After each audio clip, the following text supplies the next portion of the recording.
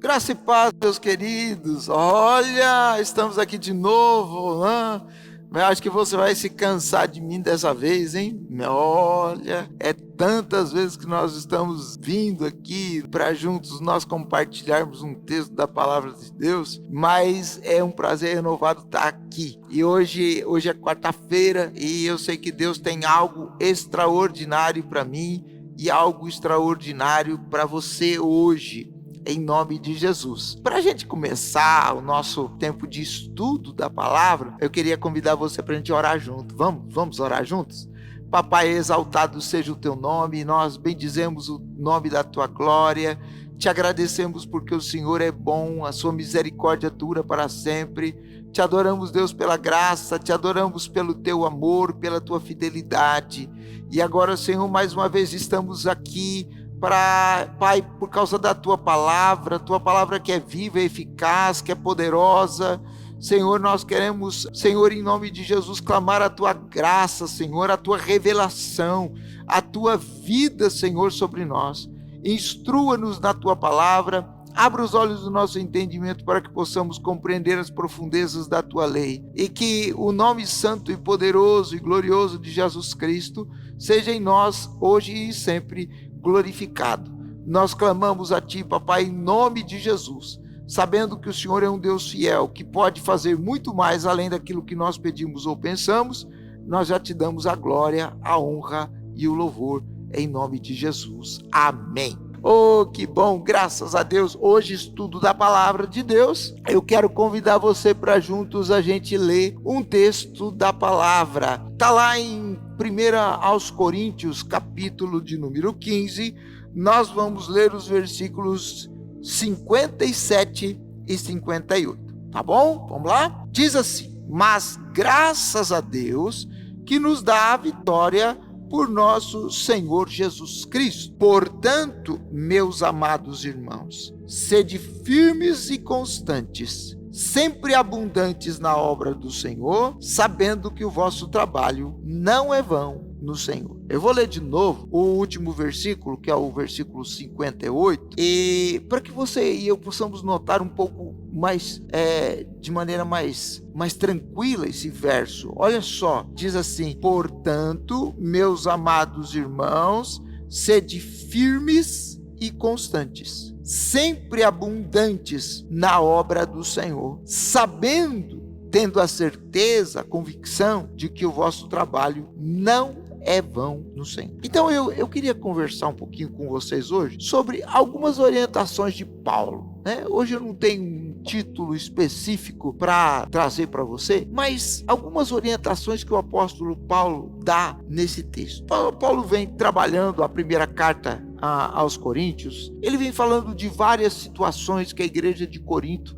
estava passando, e algumas pessoas da casa de Cloé haviam anunciado a Paulo que havia algumas pendências na igreja, e o Paulo então ele escreve essa primeira carta com o intuito de resolver essas coisas que estavam fora do eixo, vamos dizer assim, que não estavam muito legal. Quando ele fala no capítulo 15, ele vai falar sobre a ressurreição, porque certamente havia algumas pessoas que já estavam naquela época dizendo que a ressurreição já havia acontecido. Quando ele escreve a segunda carta a Timóteo, ele vai falar sobre isso. Algumas pessoas falaram que a ressurreição já havia acontecido e essas pessoas corromperam a fé de muitas outras. Então, ele está falando aqui a respeito da ressurreição, porque algumas pessoas não acreditavam na ressurreição, outras pensavam que a ressurreição já tinha acontecido, enfim, estava uma bagunça muito grande. E eu não quero entrar hoje no assunto da ressurreição em si. Eu quero meditar com vocês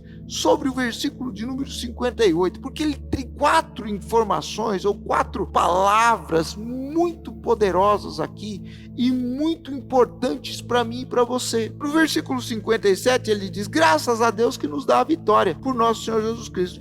Vitória sobre o que, gente? Evidentemente que ele está falando aqui que Deus é o Deus que nos dá vitória sobre a morte. Então, nós um dia vamos morrer. Algumas pessoas estão morrendo hoje pelo coronavírus, de tantas outras enfermidades. quantas pessoas, queridos nossos, que já partiram, estão morando com o Senhor, já estão com o Senhor na glória. Essas pessoas estão aguardando a ressurreição. Então a ressurreição vai acontecer, a morte não tem mais domínio sobre nós, o pecado também não tem mais domínio sobre nós, e nós vamos ressuscitar. E o apóstolo Paulo termina essa palavra sobre a ressurreição dizendo, portanto. Quando ele diz portanto, ele está falando assim, já que é assim, já que vocês têm a vitória sobre a morte, já que Jesus já venceu a morte por nós, então, meus amados irmãos, primeiro, sede firmes. Gente, nós precisamos de firmeza, nós precisamos de convicção. Nós não podemos mais ser, pessoas assim, né? Deu uma onda aqui, eu vou, deu outra onda ali, eu vou também. Não, nós precisamos ser firmes, nós precisamos estar como que firmados numa rocha, sabe? Sem vacilar, sem titubear, seja firme. E aí eu queria ler um texto com você, segunda carta de Paulo aos Tessalonicenses, tem uma instrução muito importante que ele vai dar para nós. Ele diz aqui, segunda aos Tessalonicenses capítulo 2, versículos 1 e 2, diz assim, ora, irmãos, rogamo-vos, pois, pela vinda de nosso Senhor Jesus Cristo e pela nossa reunião com Ele, que não vos demovais facilmente do vosso entendimento, nem vos perturbeis, quer por espírito, quer por palavra, quer por epístola, como de nós, como se o dia do Senhor já estivesse perto. Eu quero chamar a sua atenção aqui para o que Paulo diz. Paulo diz assim, não vos demovais facilmente. Quer dizer, não fique mudando de pensamento toda hora, porque hoje nós temos visto que é muito comum, as pessoas estão perdidas. Então, surge alguém dizendo, você quer ver um detalhe? Olha só, eu vou falar para você. Tem um vídeo aí rodando na internet, alto, e esse vídeo ele diz que haverá 3 dias de escuridão total. E é uma pessoa que se diz profeta de Deus, e ela diz que Deus mostrou para ela, e foi confirmado por uma outra pessoa, dizendo que nesses dias de maio vai ter 3 dias de escuridão total. Ok, as pessoas estão apavoradas. Um monte de gente já mandou mensagem para mim, perguntando, pastor, e esse negócio de 3 dias, e agora como é que vai ser, e como é que não vai ser, sabe? E aí, queridos, o que eu quero dizer para você, não estou entrando no mérito se é verdade, se não é, se vai acontecer, não vai acontecer. Só tem uma coisa para dizer para você em relação a isso. Se é de Deus, vai acontecer. Se não é de Deus, não vai acontecer. Tem um monte de gente que diz que Jesus ia voltar no ano 2000, né? 2000 chegará, 2000 não passará, e nós já estamos vivendo em 2020. A questão é que, se aparecer amanhã alguém dizendo, olha, daqui a 30 dias Jesus vai voltar, as pessoas ficam, gente, nós precisamos estar na palavra, nós precisamos nos voltar para a essência, é para a palavra de Deus. E aí a gente ouve esse monte de coisa aí. Eu vou falar uma coisa bem séria para vocês, eu estou pouco preocupado com essa situação. Mas vai faltar 3 dias, não vai ter luz, o sol vai escurecer, amém, glória a Deus. Se o sol escurecer, a gente vai ficar dentro de casa, vai ser escuridão total, amém, glória a Deus. Não vai ter internet, não vai ter nada, lá dentro de casa eu sei me virar, eu fico em casa, não vou morrer por causa de 3 dias. Por 3 dias a gente faz oração em jejum, e glória a Deus por isso. Mas as pessoas estão desesperadas. Por que estão desesperadas? Porque não vai para a Bíblia. Não vos demovais facilmente. Seja firme, irmão. Tenha convicção. Por que você não tem convicção? É porque, eu vou ser bem sincero para você, as pessoas não têm convicção porque não leem a palavra de Deus. Aí fica de ouvido em ouvido, de boca em boca. O que o fulano tem para falar, o que o cicrano tem para falar. O que Deus falou é para a palavra que nós temos que voltar, irmãos. Seja firme na palavra, seja firme naquilo que a palavra de Deus diz, ora. Amém? Em nome de Jesus.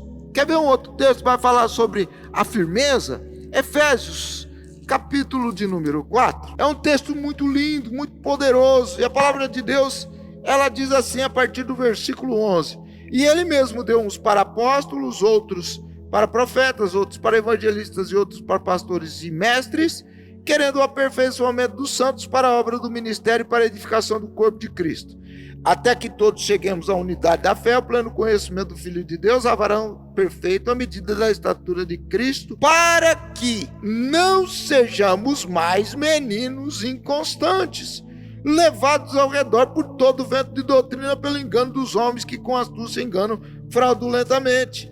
Antes, seguindo a verdade em amor, cresçamos em tudo naquele que é a cabeça, Cristo, do qual todo o corpo bem ajustado e ligado pelo auxílio de todas as juntas, segundo a justa operação de cada parte, faz o aumento do corpo para a sua edificação em amor. Olha o que a palavra de Deus diz. A palavra de Deus diz, para que não sejamos como meninos inconstantes. Tem gente que é menininho, tem criancinha na fé, tem 49 anos de crente e é criança na fé. Ouviu uma coisa lá, corre atrás, ouviu outra lá, corre atrás, e no final da conta não sabe de nada, não tem convicção de nada. A palavra de Deus diz, seja firme. É isso que a palavra de Deus diz para os coríntios, sejam firmes. Amém, irmãos? Segunda coisa, segunda orientação de Paulo, seja constante, constante. Ah, como as pessoas são inconstantes, meu Deus da glória. Eu quero ler alguns textos com você. Salmo de número 78, olha o que a palavra de Deus diz. Salmo de número 78, nós vamos ler os versículos 5 até o 8. Salmo 78, de 5 a 8, diz assim, porque ele estabeleceu um testemunho em Jacó, e ele pôs uma lei em Israel e ordenou a nossos pais que a fizessem conhecer aos seus filhos, para que a geração vindoura soubesse, e os filhos que nasceram se levantassem e contassem aos seus filhos, para que pusessem em Deus a sua esperança e não se esquecessem das obras de Deus, mas guardassem os seus mandamentos e não fossem como seus pais, geração rebelde contumaz, inconstante, geração que não rege o seu coração e cujo espírito não foi fiel para com Deus. Uma hora crê, outra hora não crê. Uma hora é crente, outra hora não é crente. Uma hora serve a Deus, outra hora não serve a Deus. Quando está a coisa ao meu favor, beleza, pastor, estou com você, a igreja de Jesus, estou com você e não abro. Mas a hora que a coisa vira ao contrário, a hora que a situação contrária bate a porta, Jesus, então eu sinto muito, mas não dá mais para servir o Senhor. Não, a palavra de Deus diz, seja constante. É na hora da alegria, é na hora da tristeza, é na hora da dor, é na hora da celebração, é na hora da frustração, é na hora da manifestação da glória, é na hora do deserto. Todo momento seja constante no Senhor, em nome de Jesus. E quer ver um outro texto? Provérbios, capítulo de número 28, versículo 14. A palavra diz assim, bem-aventurado o homem que continuamente teme, mas o que endurece seu coração virá cair no mal. O cara que é constante, a pessoa constante é bem-aventurada. O inconstante, por conseguinte, é uma pessoa infeliz, é uma pessoa que não é bendita, que não é bem-aventurada, que é infeliz. Então, meus irmãos, nós somos chamados para ser constantes. Tiago, capítulo de número 1, versículo de 5 a 8, ele falou assim, se você tem falta de sabedoria, peça a Deus que a todos dá liberalmente, não lance em rosto, ser-lhe-á dado. Peça, porém, com fé, em nada duvidando, porque aquele que duvida, ele não recebe de Deus coisa alguma, porque ele é como a onda do mar, que é levada de um lado para o outro. E ele diz, não pense que tal homem receberá do Senhor alguma coisa. Não adianta. Deus não vai dar para o cara inconstante. Deus não vai dar bens para a pessoa que é inconstante. Então eu e você, nós precisamos aprender a ser constantes. Você quer ver como é interessante, querido? Tem dia que a gente ora um monte, aí no outro dia a gente não ora nada. Tem dia que a gente lê 40 capítulos da Bíblia, no outro dia a gente não lê nenhum. Sabe o que é isso? Isso é inconstância. Não serve com homem, com mulher de Deus. Nós precisamos aprender a ser constantes. Então, Duas coisas nós já vimos, são 4, olha. Seja firme e seja constante. Agora ele vai falar mais assim, ó. Seja abundante. Abundante onde? Na obra do Senhor, fazendo o bem. Eu quero convidar você para a gente ler Mateus capítulo de número 9. Mateus de número 9, a palavra de Deus, ela vai falar assim, ó. 9, versículo 35, bom? Vamos ler. Diz assim: e percorria Jesus todas as cidades e aldeias, ensinando nas sinagogas dele, pregando o evangelho do reino e curando as enfermidades e moléstias entre o povo. Olha só, fazendo a obra de Deus. Jesus fazia isso. Agora veja o versículo de número, o capítulo 10, o versículo de número 1. E chamando os seus 12 discípulos, deu-lhes poder sobre os espíritos imundos para os expulsarem e para curarem toda enfermidade e todo mal. Versículos 5 a 8 diz: e enviou estes 12 e lhes ordenou: não ireis pelo caminho das gentes, nem entrareis em cidades samaritanas, mas ide antes as ovelhas perdidas da casa de Israel, e indo pregai, dizendo: é chegado o reino dos céus, curai os enfermos, limpai os leprosos, ressuscitai os mortos, expulsai os demônios, de graça recebeste, de graça dai. Essa é a obra do Senhor. E a palavra de Deus diz: seja abundante na obra do Senhor. Meus amados, muitas vezes nós temos sido muito abundantes na nossa obra, aquilo que é para nós, aquilo que que vai gerar algum benefício para a nossa vida. O trabalho é importante, sem dúvida nenhuma. A família é importante, sem dúvida nenhuma. Só que muitas vezes nós despendemos muito tempo para o trabalho, para a família, e nós nos esquecemos da obra do Senhor. E a palavra de Deus diz: seja constante na obra do Senhor. Seja constante na obra do Senhor. Seja abundante na obra do Senhor. Jesus era abundante na obra do Senhor. Jesus passava por todos os lugares, ele falava do evangelho. Ele trazia o reino de Deus para aquele lugar. Onde tinha trevas, ele trazia a luz. Onde tinha decepção, ele trazia a celebração. Onde tinha a frustração, ele trazia a convicção. E assim por diante. Jesus fazia isso. Eu e você somos imitadores de Jesus. E nós precisamos, então, no lugar onde a gente está, a gente proclamar essa verdade. Ser abundante na obra do Senhor. Faça a obra de Deus com abundância. Faça em todos os lugares. Alguém pode pensar que isso se diz respeito a só a questão financeira. Não é só a questão financeira, nem só a questão espiritual, é em todos os momentos. Seja abundante na questão financeira, semeie no reino de Deus. A palavra de Deus diz assim, ó: semeia a tua semente, semeia de manhã e semeia à tarde também, porque você não sabe qual que vai prosperar, se a de manhã, se a da tarde, se as duas vão prosperar. Então nós precisamos aprender a semear no reino de Deus, a ser abundantes na obra do Senhor. Pregue a palavra. Paulo diz a Timóteo: prega a tempo e a fora de tempo, insta, redágua, redargua, corrija, mostre com mansidão e tal. Faça isso, pregue em todo o tempo. Por quê, queridos? Porque nós precisamos ser abundantes na obra do Senhor. O tempo está passando. Gente, eu fico pensando, quantos de nós já chegamos no final da nossa vida e nós pensamos assim: meu Deus, quanto mais eu podia ter feito ao Senhor. Às vezes a gente fica pensando na aposentadoria, né? Quando eu me aposentar eu vou fazer isso, eu vou fazer aquilo. Quando eu tiver a minha faculdade eu vou fazer isso ou aquilo. Quando eu terminar o ensino médio, então eu vou fazer isso e aquilo para Deus. Quando eu casar, então eu vou fazer isso, eu vou me dedicar mais. Quando eu criar os meus filhos que são pequenininhos, ainda eu vou ser mais e mais. E aí a gente sempre põe uma coisa, uma perspectiva nova na frente daquilo que é a obra de Deus. E a gente acaba, se amarrando, e a gente fica para trás, a gente não faz aquilo que Deus quer que a gente faça. Ora, não tem ninguém melhor para dizer seja abundante na obra do Senhor do que o apóstolo Paulo, não é verdade? Meu Deus, quando a gente lê 2 Coríntios capítulo 11, tudo aquilo que o Paulo sofreu, tudo aquilo que ele passou, e ele diz: olha, não vou desanimar, estou firme. Não importa onde ele estava pregando a palavra, ele estava ensinando de madrugada, à noite, de dia, à tarde, em todos os momentos, construindo tenda, não construindo tenda.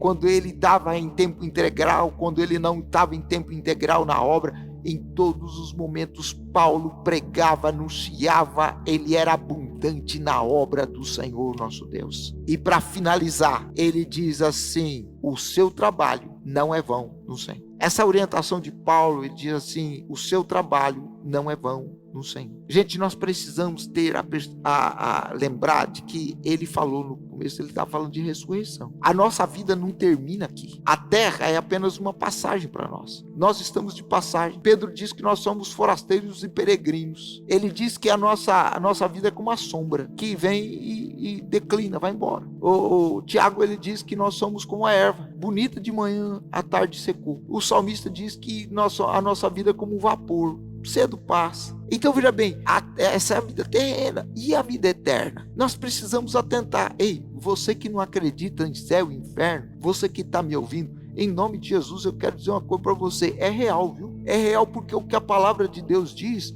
é a verdade. Ela diz que existe o céu e existe o inferno. Existe uma recompensa após a morte. Um dos grandes filósofos da era moderna, ele diz a respeito da imortalidade da alma. O cara nem cria em Deus, se eu não me engano é Kant. Ele fala da imortalidade da alma, ele diz que é impossível, o mal e o bom morrerem e acabou tudo ali. Não tem que ter uma vida após a morte para que essas pessoas que fizeram o mal sejam recompensadas à sua maneira e os que fizeram o bem à sua maneira. É o que Paulo diz lá em Romanos capítulo 2. Dentro dessa perspectiva é que Paulo diz assim: olha, o seu trabalho não é vão no Senhor. Já que você foi abundante, já que você foi firme, já que você foi constante, já que você foi abundante na obra do Senhor, o seu trabalho não é vão no Senhor. O que você está fazendo não é à toa. Em outras palavras, o Paulo está dizendo assim: tem uma recompensa para você, camarada. E às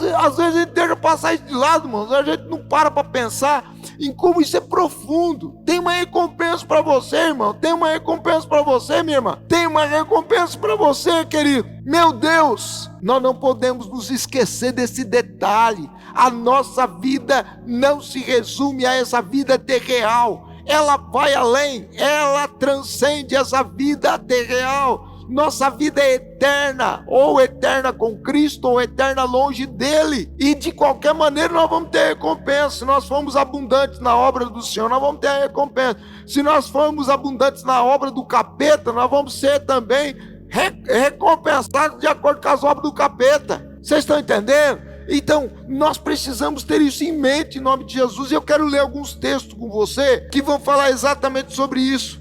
Jeremias capítulo de número 31, versículos 16 e 17. Olha o que a palavra de Deus diz. Jeremias 31, 16 e 17 diz assim: assim diz o Senhor: reprime a voz de choro e as lágrimas dos teus olhos, porque há galardão para o teu trabalho, diz o Senhor, pois eles voltarão da terra do inimigo, a esperança no derradeiro fim para os teus descendentes, diz o Senhor, porque os teus filhos voltarão para o seu país. Há galardão para o teu trabalho. Há uma recompensa que vai além da esfera natural, da esfera terrena. Segundo Crônicas, capítulo de número 15, versículo de número 7, a palavra do Senhor diz assim: mas esforçai-vos e não desfaleçam as vossas mãos, porque a vossa obra tem uma recompensa. Deus tem uma recompensa para nós. Colossenses capítulo de número 3, versículo 17. Olha o que a palavra de Deus nos diz mais: e quanto fizerdes, por palavras ou por obras, fazei tudo em nome de Jesus Cristo, dando graças por ele a Deus o Pai. Tudo que você fizer, faça dando graças, faça para ele, dando graças ao Senhor. E para finalizar, eu quero ler com você 2 Timóteo, o capítulo de número 4, versículos 7 e 8. 2 Timóteo, capítulo 4, versículos 7 e 8, um texto conhecidíssimo que diz assim: combati o bom combate, eu acabei a carreira e guardei a fé. Desde agora a coroa da justiça me está guardada, a qual o Senhor justo juiz me dará naquele dia, e não somente a mim, mas também a todos os que amarem a sua vida. Preste atenção, tem uma recompensa. Tem uma recompensa. Paulo diz: a coroa da justiça, a recompensa da justiça está guardada para mim. É a certeza, a convicção de que Deus tem uma recompensa para mim e para você. Deus tem um galardão. Deus não é injusto, irmãos, para esquecer da nossa obra. Deus tem um galardão para nós. Eu quero encerrar lendo com você Romanos capítulo de número 2, versículo de número 4 em diante. Ou despreza as tuas riquezas da sua benignidade, paciência, longanimidade, ignorando que a benignidade de Deus te leva ao arrependimento, mas segundo a tua dureza e o teu coração impenitente, entesouras ira para ti no dia da ira e da manifestação do juízo de Deus, o qual recompensará a cada um segundo as suas obras, a saber, vida eterna aos que com perseverança em fazer o bem procuram glória e honra e incorrupção, mas indignação e ira aos que são contenciosos, desobedientes à verdade e obedientes à iniquidade. Tribulação e angústia virão sobre toda a alma do homem que faz o mal, primeiramente do judeu e também do grego. Glória, porém, honra e paz a qualquer que faz o bem, primeiramente ao judeu e também do grego, porque para com Deus não há acepção de pessoas. 4 orientações do apóstolo Paulo para nós num pequeno versículo. Sede firmes, constantes, sempre abundantes na obra do Senhor, sabendo que o vosso trabalho não é vão no Senhor. Tem uma recompensa. E a recompensa, gente, muitas vezes nós já começamos a receber aqui na terra. Tem muitas pessoas que estão construindo mansões no céu e ninguém vê na terra. Tem muitas pessoas que estão construindo mansões na terra e ninguém está vendo no céu. Em nome de Jesus, eu queria chamar a sua atenção nessa noite e eu queria perguntar aí, onde você está construindo o seu tesouro? Onde você está acumulando o seu tesouro? Tudo se circunscreve à esfera terrena ou os nossos olhos estão acima? Porque mesmo que o nosso homem exterior se corrompa, segunda de Paulo aos Coríntios capítulo 4, versículo 16, o nosso homem interior contudo se renova de dia em dia, porque a nossa leve e momentânea tribulação produz em nós um peso eterno de glória muito excelente, porque nós não atentamos nas coisas que se veem, mas nas coisas que não se veem, porque as coisas que se veem são temporais, mas as coisas que não se veem são eternas. Então nós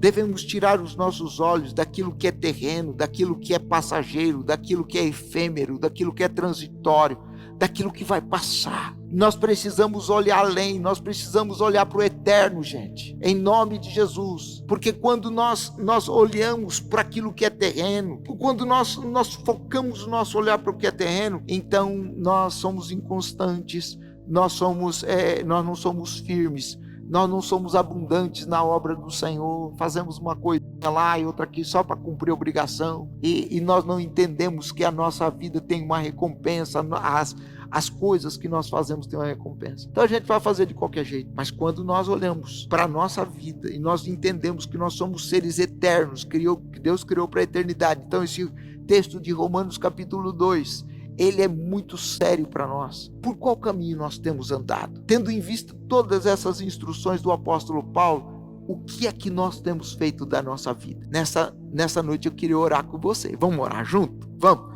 Papai, nós exaltamos o nome da tua glória e eu quero te adorar pela vida do meu irmão e da minha irmã. E Deus, nós estamos diante da tua palavra. A tua palavra é a verdade absoluta sobre todas as coisas, e a tua palavra nos ensina, Senhor, para ser firmes, para sermos constantes, abundantes na tua obra, Senhor. E a tua palavra nos ensina também, Senhor, a entender, Senhor, que o nosso trabalho não é vão no Senhor. Meu Deus, nós estamos diante desses desafios, Pai, e nós queremos clamar que o Senhor nos ajude a vencê-los todos os dias. Em nome de Jesus, queremos ser firmes, constantes, sempre abundantes na obra do Senhor, sabendo e tendo convicção de que o nosso trabalho tem uma recompensa. Senhor, há uma recompensa para o nosso trabalho. Deus, nós queremos entender isso. Por isso nós queremos, Deus, trabalhar mais, nós queremos fazer mais pelo teu reino, queremos olhar menos, Senhor, para a conjuntura atual, para aquilo que é passageiro. Nós queremos fixar os nossos olhos naquilo que é eterno, Senhor, porque também nós somos eternos. Meu Pai, ajuda-nos a permanecer firmes, mesmo que durante a nossa caminhada, apesar de semearmos tanto no teu reino, Senhor, espiritualmente falando, materialmente falando, financeiramente falando, às vezes a gente não consegue ver um retorno rápido, Senhor, e ajuda-nos a permanecer firmes mesmo nessa situação e a continuar semeando no teu reino, sempre abundantes na tua obra. Ajuda-nos, Pai, em nome de Jesus, Pai, porque nós sabemos que se a nossa casa terrena desse tabernáculo se desfizer, nós temos uma eterna preparada no céu para nós, Pai. Nós queremos viver o sobrenatural do Senhor, é isso que nós queremos. Ajuda-nos, Pai. Eu abençoo o meu querido, a minha querida que escutou essa palavra. Deus, que essa palavra possa descer no mais profundo do nosso coração e que possa gerar mudanças em nossa vida. Deus, nós apresentamos diante de Ti a nossa causa, clamamos ao Senhor, em nome de Jesus, em nome de Jesus. Amém.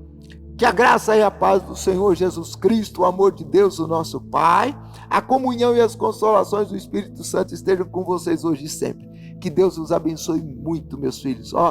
Beijo no coração, amo vocês e permaneçam firmes, constantes, sempre abundantes na obra do Senhor, porque o trabalho de cada um de vocês tem uma recompensa. O dia vai declarar qual vai ser a nossa recompensa. Amém? Mas tem a recompensa. Fica firme no Senhor, em nome de Jesus. Até mais, pessoal. Grande abraço, fiquem com Deus.